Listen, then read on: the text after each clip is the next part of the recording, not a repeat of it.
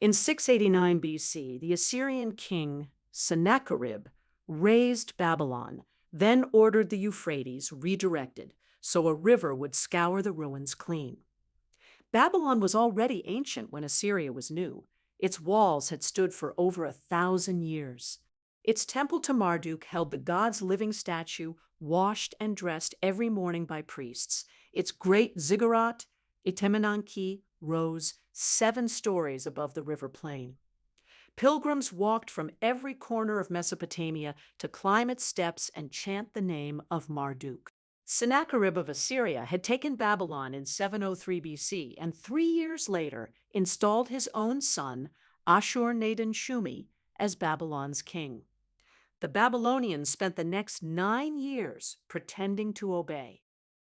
In 694 BC, the elite of Babylon handed Sennacherib's son to the king of Elam, who took him into the eastern mountains and made him disappear. No body, no ransom, no answer. Sennacherib spent a year in failed pursuit. Then he turned around, looked at Babylon, and decided the city itself was the problem. He came back in 689 BC with an army that had already conquered most of the Near East. The walls fell. His soldiers pulled apart the temple of Marduk brick by brick. The cult statue of the god was hauled off to Ashur, where it would sit in storage for 2 decades. The Ziggurat Etemenanki, the 7-step mountain at the center of the world, was leveled to its foundations.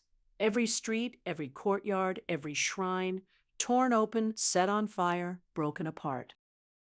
Then he gave the order no one expected. The Eratu Canal, which fed water from the Euphrates into Babylon's gardens, was diverted with dams of earth and timber. The river was funneled through the broken city. Water moved through the rubble at street level, scouring brick, lifting ash, washing the broken pieces of Marduk's temple downstream into the southern marshes. His annals brag about loading sacks of Babylonian topsoil onto carts and shipping it back to Assyria, so that the dirt itself would never lie under Babylonian feet again.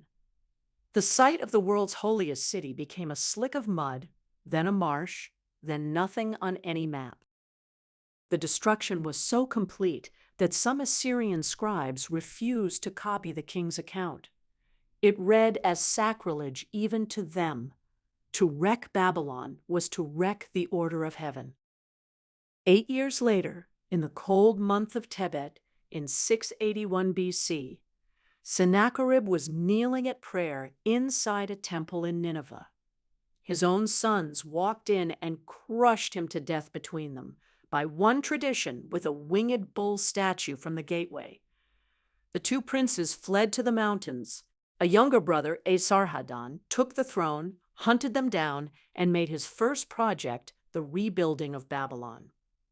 The Marduk statue was eventually returned. The ziggurat was reconstructed. Some scholars believe the half-rebuilt Etemenanki, towering over a half-flooded plain, is the original behind the Hebrew Tower of Babel. A king sent a river to scour a city out of history. The river is still there. So is the city. The river still runs through history, scouring nothing now. 80 years later, the same Assyrian Empire lost its own capital, and the ruins of Nineveh sat unfound for over 2,000 years. Like and subscribe.